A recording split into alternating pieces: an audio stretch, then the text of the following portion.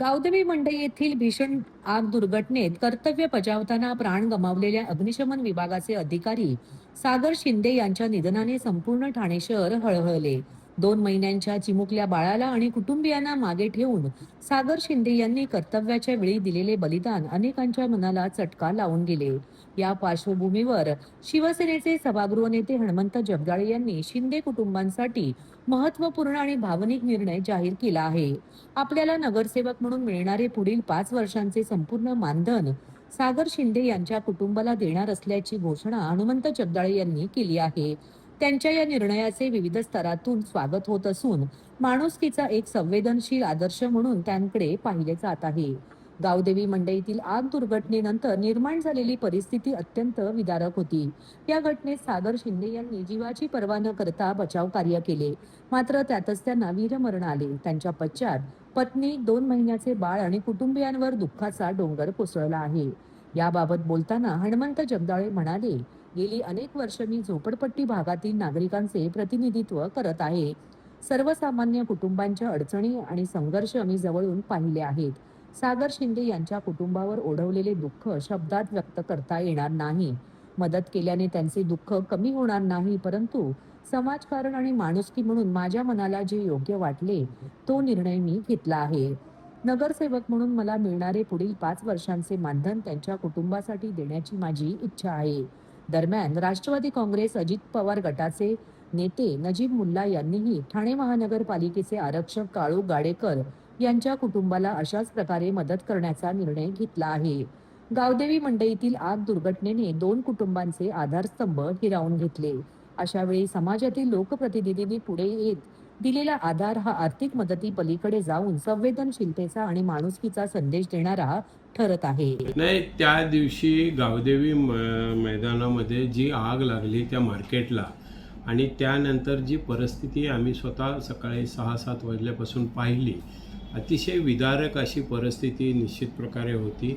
2 महिन्याचं बाळ, त्या कुटुंबाची परिस्थिती, त्या माऊलीची परिस्थिती एकंदरीत बघितल्यानंतर आणि त्या फायरच्या अधिकाऱ्यांची परिस्थिती बघितल्यानंतर निश्चित प्रकारे तो दिवस जो आहे तो आमच्या आयुष्यामध्ये बघायला म्हणजे माणुसकी ही अजून जिवंत आहे की अशा प्रकारे एखाद्या कुटुंबावरती जेव्हा वेळ येते त्यावेळी निश्चितच ही हृदय हेलवणारी गोष्ट असते आणि त्याकडे बघण्याचा दृष्टिकोन निश्चित प्रकारे एक लोकप्रतिनिधी म्हणून आमचा वेगळा असतो.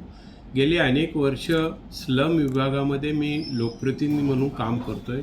त्यामुळं सामान्य नागरिकांच्या ज्या काही अडचणी असतात त्या आमच्या डोळ्यासमोर आहेत आणि त्या ठिकाणी आम्ही याच प्रकारचं निश्चित प्रकारे राजकारण याच्यामध्ये कोणत्याही प्रकारचं नाही, समाजकारणाचा भाग म्हणून माझं नगरसेवक झाल्यापासून ते पुढील 5 वर्ष नगरसेवकाचा काळ आहे तोपर्यंत मिळणारं मानधन त्या कुटुंबाला मिळावं. फार मोठा आधार नाही, पण छोटा तेवढा आधार मिळावा अशा प्रकारची भावना मी व्यक्त केली. त्यानंतर माझे सहकारी नजीब मुल्लांनी सुद्धा दुसरी व्यक्ती गाडेकर कुटुंबाला सुद्धा त्यांचं मानधन देण्यासंदर्भाची भूमिका या ठिकाणी घेतली.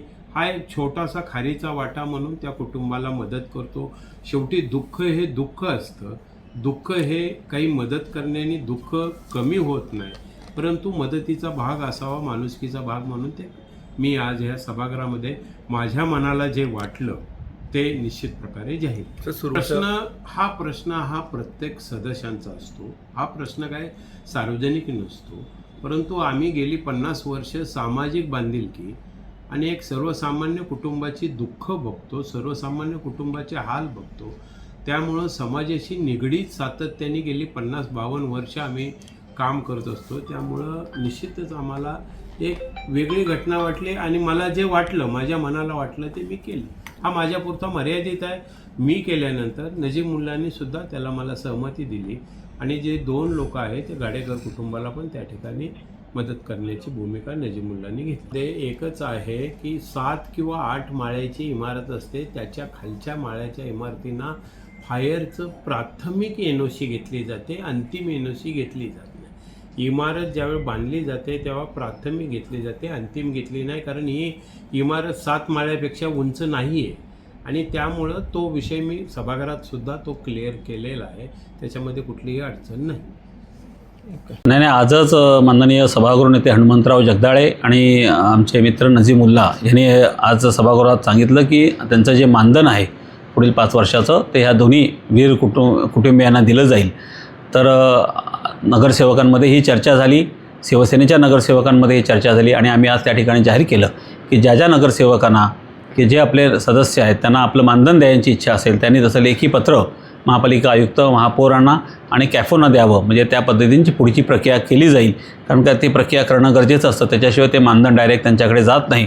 तर ते आज तशी आम्ही सूचना सर्व नगरसेवकांना केलेली आहे आणि त्या पद्धतीची प्रक्रिया जसे पत्र प्राप्त होतील त्याप्रमाणे आम्ही ते त्या सर्व त्या वीर कुटुंबांना देणार आहोत. हे बघा ती जी सागर आमचा जो स्थानक अधिकारी आहे फायरमन सागर शिंदे ह्याला जे वीरमरण आलेलं आहे त्याची मुलगी 3 महिन्याची आहे. आम्ही त्यांच्या घरी गेलो होतो, त्यांची आई भेटली, त्यांच्या पत्नी भेटल्या. अत्यंत दुःखात ते कुटुंबीय आहे. त्याच्यामुळे त्यांच्या शिक्षणाचा प्रश्न आहे, परंतु ज्यावेळेला आम्ही शहीदाचा दर्जा देतो त्या शहीदाच्या दर्जामध्ये त्यांचं सानुग्रह अनुदान आलं, त्या कुटुंबाचं पालनपोषण आलं, त्या कुटुंबाच्या ते जी लहान त्यांची बेबी आहे तिचा शिक्षणाचा खर्च आला. त्याचप्रमाणे त्यांना ज्या मिळणारे फायदे आहेत प्रशासनाच्या मध्ये ते सर्व या शहीदाच्या दर्जामध्ये त्या सर्व ठरावामध्ये समाविष्ट असतात. त्याच्यामुळे वेगळ्या पद्धतीने शिक्षणाचा खर्च महापालिकेने उचलायची गरज नाही.